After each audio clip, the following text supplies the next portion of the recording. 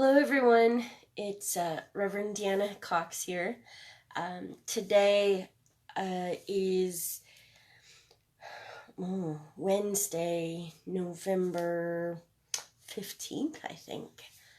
I'm a little out of the loop, I guess, because you may be able to tell I have a cold and actually have tested positive for COVID a while back, so I'm in kind of self-inflicted quarantine here at home as I rest and get better. I'm okay. I just congested and not wanting to spread it around. And so although I'm passing off a lot of my other duties to other people who are safe to be out and about with folks, I thought I can at least join you virtually here. So our midweek reflection for this week, because I am not feeling the greatest, I dug back into the archives and found a service I had done 6 years ago. If we follow the lectionary, which is I don't even know if it's, I guess it's a breaking up all the books and passages of the Bible and spreading them out over a 3-year cycle. Not every single one, but so that we get a sampling of all the services, all the passages, and so I went back 6 years and found a service that is dealing with the passages for this coming week. And it fits because it's about kind of unexpected leadership and unexpected gifts, and how we rise to the challenge and deal with the things that life puts before us. And so I thought it was fitting because we as a church are trying to do just that, trying to rise to the challenge of being the church in this day and age, in a time when we are out of a pandemic but still needing to quarantine ourselves on occasion, a time when we have the joy of technology that is both connecting and isolating, and a time when the church is no longer the center of the community, but people are still longing for connection, for spirituality, for, as the new slogan of the United Church is, deep spirituality, bold discipleship, and daring faith.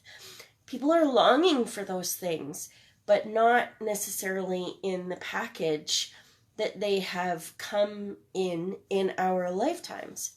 And so how are we using the gifts that we have in ways that can reach new people?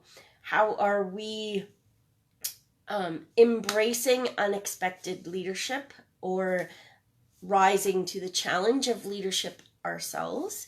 And so those are some of the questions that was raised 6 years ago as I reflected on these passages, and are still actually relevant, and maybe a sort of a slightly nuanced sort of way. And so the first passage we're looking at this Sunday is from the book of Judges, Judges chapter 4, verses 1 to 7, and it is highlighting the work of one of the women judges named Deborah. And a lot of times the stuff that if you've heard this passage before, it may have focused on the fact that she was a female judge and not necessarily gone any deeper than that. And it is pretty amazing in a time where the culture was very patriarchal. To have a female judge is pretty spectacular. But this this actually reminds me, I was having a conversation about our everyday faith study that's coming up. That's tonight. Our everyday faith study coming up tonight. And we were talking, my colleague Scott and I were talking about the new creed that we follow. It's a statement, a living statement of our faith for the United Church of Canada. And we were talking about how it's been updated periodically. And it was written in 1968, and one of the updates was in 1980, and the other one was in 1995. And I said, I remember the update in 1995 added the lines to live with respect in creation.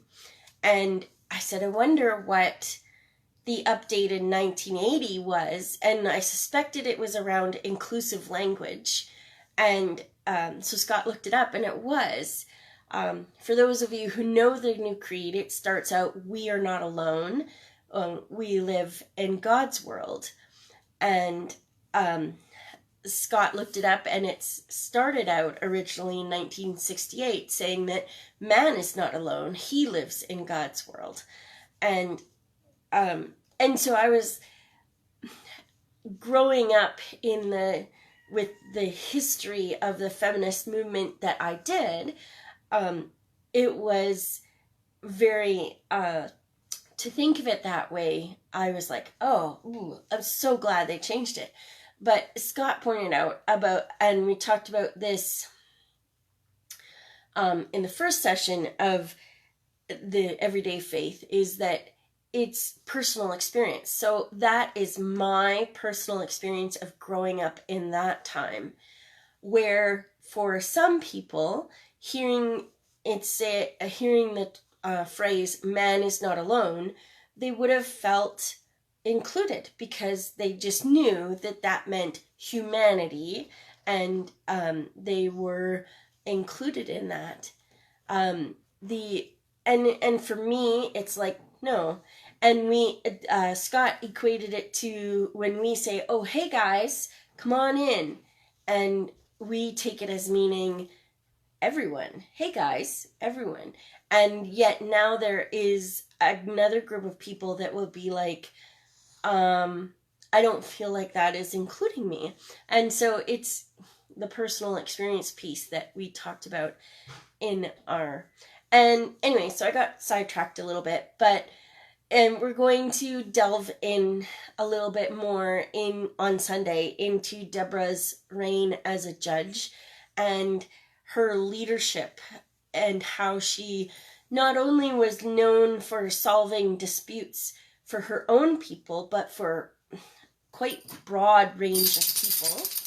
That's my puppy shaking. And but she was also, she would help you solve your problems, and then also tell you how you were disconnected from God. She would speak a truth to you, and that may or may not be well received. I know sometimes when people have spoken truths to me about how I'm living, it kind of is like, it takes a while where you have to like digest it and be like, because at first you're kind of like, no, that's not right. And then you're like, well, maybe there's something there. And then we internalize it and soften it. So that's Deborah in a very quick nutshell. And so one of the things that we're looking at, and then I invite you to start reflecting on, is unexpected leaders that have kind of surprised you in your life, that you maybe hadn't expected to be so prophetic like Deborah, or that kind of surprised you, that how they changed the world, right? And so like Viola Desmond, or Florence Nightingale was one that Steve suggested last night. And there's so many. So just start kind of contemplating whether they're famous or whether they're just personal for you. It's contemplating people that have been kind of unexpected leaders in your realm that you have followed. And the next passage that we're going to talk about on Sunday, whether I'm there in person or not, who knows, is the parable of talents. And although you may have heard this one many times, we're going to look at it again and maybe hear it in a different way. And it's about the wealthy landowner who's leaving on a trip and leaves his talents, which was an amount of money, a significant amount of money actually, in the care of some of his workers, and gives them each according to their ability, and they do different things with them. And when the landowner comes back and checks in with them, his response is different for each one that has done different things with them. And so kind of looking at life gives us unexpected opportunities all the time. Last Sunday, I wrote the service and it was talking about being prepared and asking if you had known what you wanted to be when you grew up, and if you actually did that. And, sometimes it's because life, for whatever reason, has taken us in a total different direction. And so life gives us many unexpected gifts, and it's up to us what we do with them. And sometimes the unexpected gift is calling us into leadership. And so kind of looking at where we are being asked to step up and lead in our lives. And this is important for our community of DKR because we are small and we are looking to branch that out.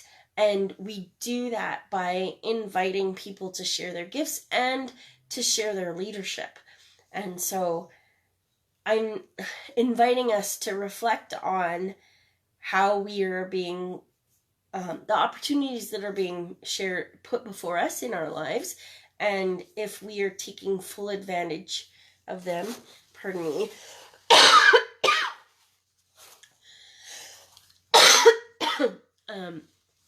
If we're taking full advantage of the opportunities and making the most of our leadership. So